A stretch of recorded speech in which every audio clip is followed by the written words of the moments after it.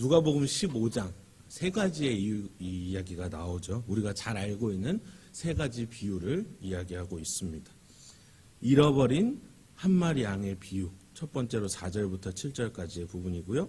8절부터 10절은 잃어버린 한 드라크마 비유, 그리고 우리가 읽은 탕자의 비유로 유명한 잃어버린 아들에 대한 비유로 마지막 절까지 세 가지 이야기를 예수님께서 해주시고 계십니다. 사실 이 세 개는 하나의 것으로 합쳐집니다. 바로 잃어버린 영혼을 향한 아버지의 사랑이다. 15장을 우리가 요약할 수 있을 것 같아요. 잃어버렸다가 되찾는다는 비유를 예수님께서 갑자기 말씀을 하십니다. 그 이유는 이렇습니다. 예수님의 시대에 사회적으로나 종교적으로나 주류 있죠.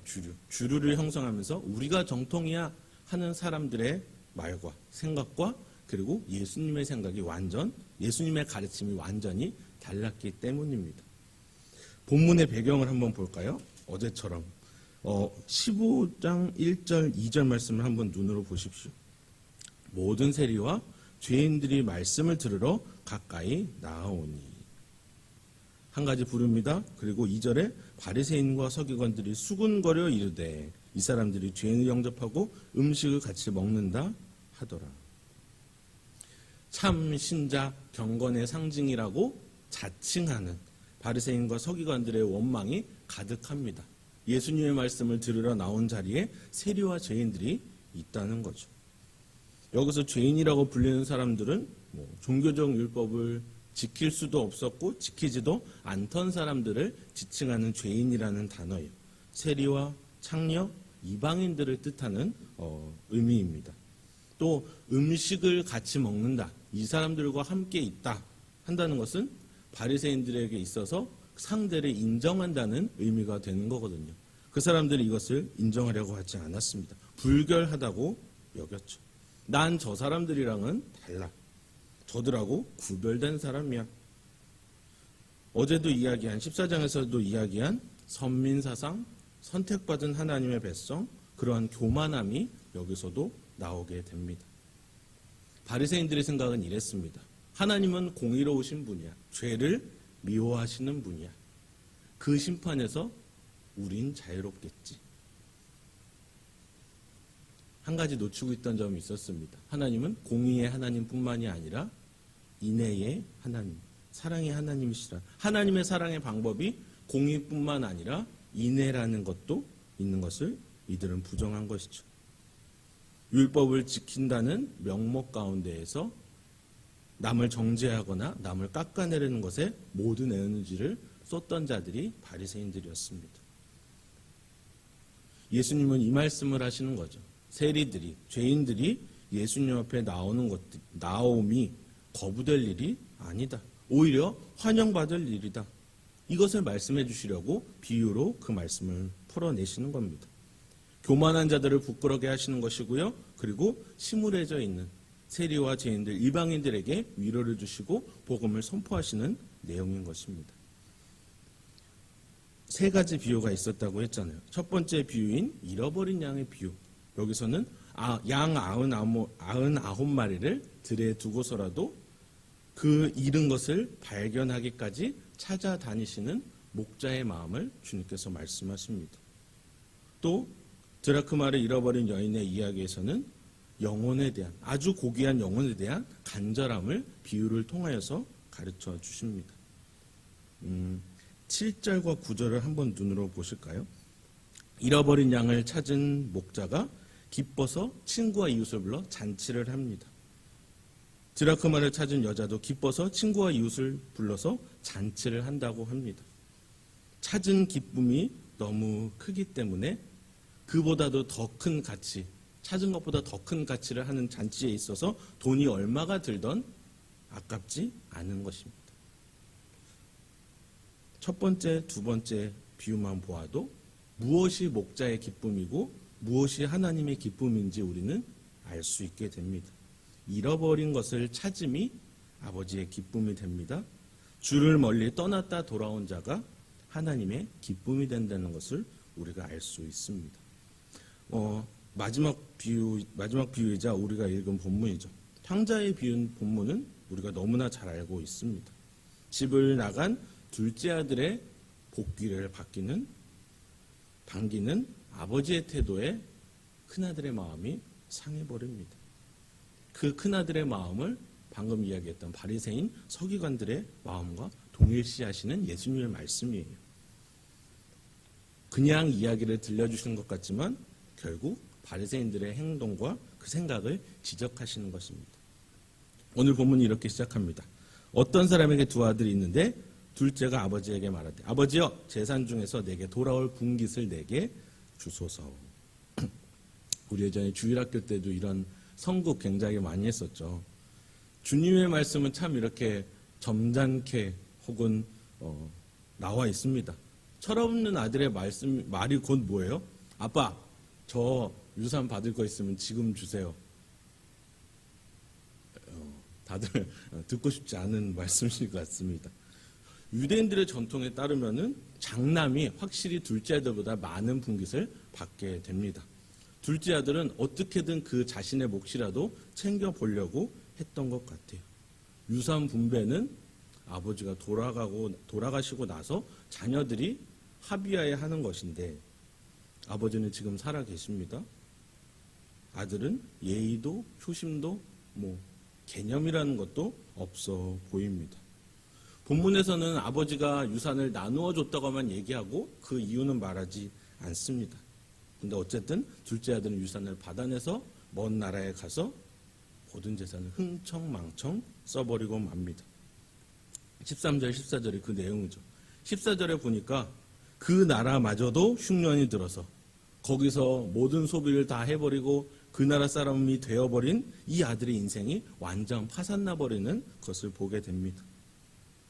결과가 이렇게 되네요. 15절, 16절 방탕하게 재산을 다 허비해버린 둘째 아들이 먹고 살기 위해서 그 나라 백성 중 하나에게 붙어서 돼지를 치게 되었다. 이 말은 뭐냐면요. 이미 아버지를 떠날 때부터 그 아들의 자식이기를 포기하고 유대인이기를 포기하고 그 나라 사람처럼 살았다는 겁니다. 유대인들 사회의 문화가 그랬었대요. 너무너무 극심한 가난, 정말 피치 못할 사정이 아니라면은 최대한 그 지역을 벗어나지 않고 거기에 살았는데 둘째 아들은 아예 생각 자체가 달랐던 것이죠. 내 분깃이 있으니, 내 받을 재산이 있으니 난 떠나겠다 했던 겁니다. 이방인처럼 살았다. 그냥 그 나라 사람이 되어서 살았다는 겁니다. 돼지 농장에서 돼지치기로 살았대요. 그 생활도 비참했고요. 돼지가 먹을 사료, 우리 잘 알죠. 쥐염열매라고 하잖아요. 그 먹을 사료인 그 콩도 없어서 배를 줄였던 그 둘째 아들의 모습이 여기 있습니다. 17절에 보니까 그 아들의 후회가 나옵니다. 자기 몰골을 보게 되죠. 과거 아버지의 것들을, 아버지의 집에 있는 것들을 생각합니다. 보니까 보통 부잣집 아들은 아니었던 것 같아요. 양식이 풍족하고 하인들이 많았던 그 집의 자제였던 것으로 보여요. 현실은 어떻습니까? 아버지의 자식이기를 포기하고 모든 돈을 다 소진하고 돼지우리에서 돼지 사료도 못 먹고 자기 먹을 것도 없이 배를 굶주리고 있는 그 모습입니다.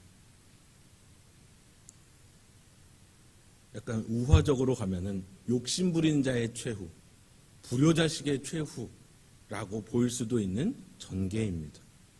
인간적으로도 결코 용서받을 수 없고 불쌍히 여김도 받을 수 없는 이 사람의 처지예요.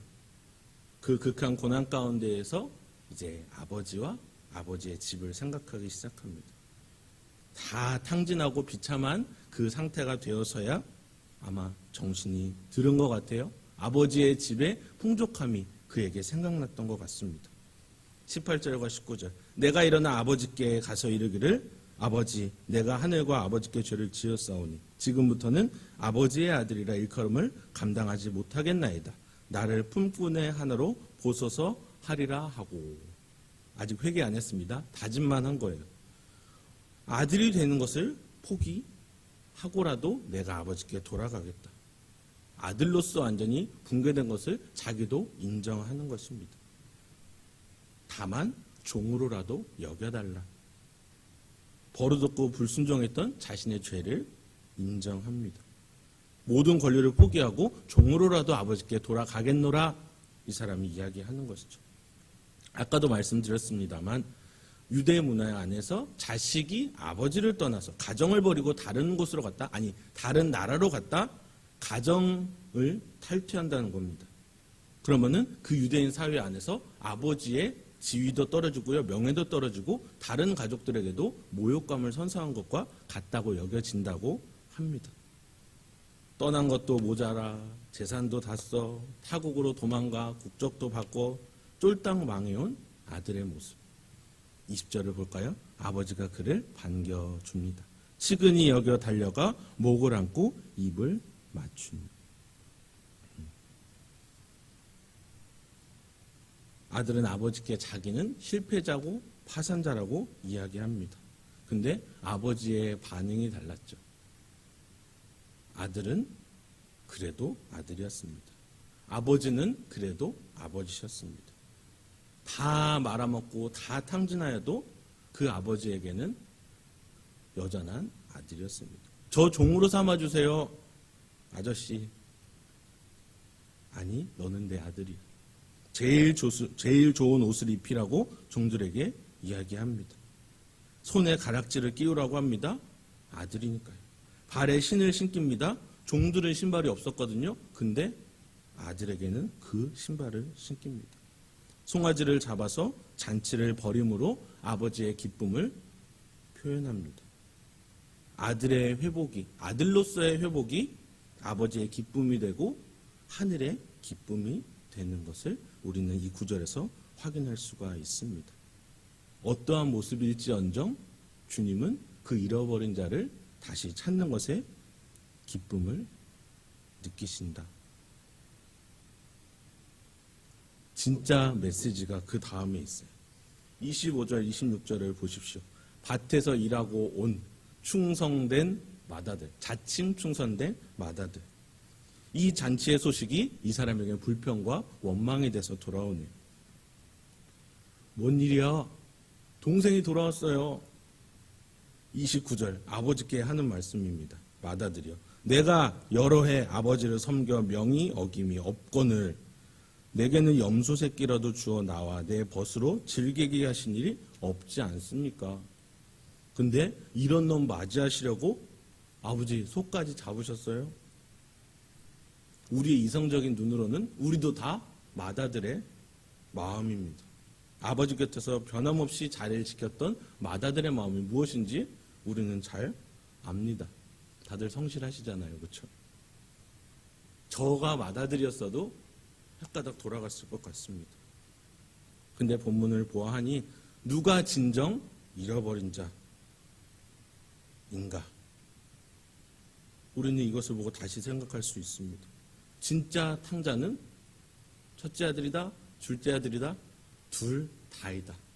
밖에 있었던 탕자는 둘째 아들이고요. 안에서 은혜를 모르고 사랑을 모르고 아버지의 마음을 몰랐던 자는 안에 있던 탕자, 이 마다들의 마음이었던 겁니다. 마다들이 주장하는 바는 뭔가요? 첫째는 쟤는 아들로서 자격 없잖아요. 떠났잖아요. 얘기하는 거예요. 근데 아빠, 전 지켰어요. 바꿔 말하면은 자기는 죄가 없다는 이야기입니다. 저는 의롭습니다. 저는 잃어버린 자가 아닙니다. 저는 아버지의 법을 다 지켰습니다. 라고 이야기하는 것과 같습니다. 저는 의로우니 마땅히 아버지의 것을 받을 자격이 있습니다. 저는 상을 받고 저 둘째는 징계받아야죠. 저는 저놈하고 다르잖아요. 다시 우리 15장 첫 부분 1절과 2절의 배경을 다시 생각해 볼까요? 이렇게 마다들처럼 생각하는 자들이 당시의 바리새인들이었고 서기관들의 모습이었습니다. 진정으로 잃어버린 자는 누군가요? 아담의 범죄 이후로 모든 사람은 다 하나님 앞에서 잃어버린 자들입니다. 우리도 마찬가지고요. 우리의 의를 내세워서는 절대로 하나님 앞에 나아갈 수가 없습니다. 모든 사람의 죄를 범했기 때문에 하나님의 영광을 이룰 수 없다고 말씀하지 않습니까? 예수님을 믿고 하나님을 아버지라 부르게 되는 것은 하나님의 일입니다. 하나님께서 죄인을 돌이키게 하시는 역사인 것입니다. 요한복음 6장 말씀을 제가 읽어드릴게요. 요한복음 6장 37절부터 40절의 말씀입니다. 주님의 말씀이에요. 아버지께서 내게 주시는 자는 다 내게로 올 것이요 내게 오는 자는 내가 결코 내쫓지 아니하리라. 내가 하늘에서 내려온 것은 내 뜻을 행하려 함이 아니요 나를 보내신 이의 뜻을 행하려 함이니라. 나를 보내신 이의 뜻은 내게 주신 자 중에 내가 하나도 잃어버리지 아니하고 마지막 날에 다시 살리는 이것이니라. 내 아버지의 뜻은 아들을 보고 믿는 자마다 영생을 얻는 이것이니 마지막 날에 내가 이를 다시 살리리라 하시니라. 아멘. 우리가 예수님을 믿게 되는 것, 아버지께서 우리를 돌이켜 주셨다, 우리를 다시 찾으셨다라는 의미입니다. 아버지께로 돌아온 자들은요, 자기가 죽었다가 다시 살아난 자들이면 그것을 우리가 인지하는 것입니다. 잃어버렸다가 찾아졌다, 이것을 아는 사람들이고요. 예수님의 십자가 공로로 돌아오게 된다는 것을 아는 자들입니다. 이런 자들의 모임이 뭔가요? 잔치의 모임이 되는 거고요. 교회의 모임이 이와 같은 것입니다. 어느 누구도 자기의 잘남을 자랑할 수 없고 어느 누구를 판단할 수 없는 것이 바로 교회의 모습입니다. 오히려 자기의 못남과 그런 것들을 자랑하는 것이 우리 공동체의 모습이 되어야 합니다. 어떤가요? 우리는 이런 연약함을 자랑하는 교회가 되고 있습니까? 우리의 약함을 자랑하는 공동체가 되기를 원합니다. 또 상대의 연약함을 보듬어주는 우리 공동체가 되기를 원합니다. 십자가만 자랑하는 우리 교회가 되기를 원하고요. 잔치, 천국 잔치를 미리 맛본 자들의 공동체가 우리 나주혁신 장로교회가 되기를 원합니다.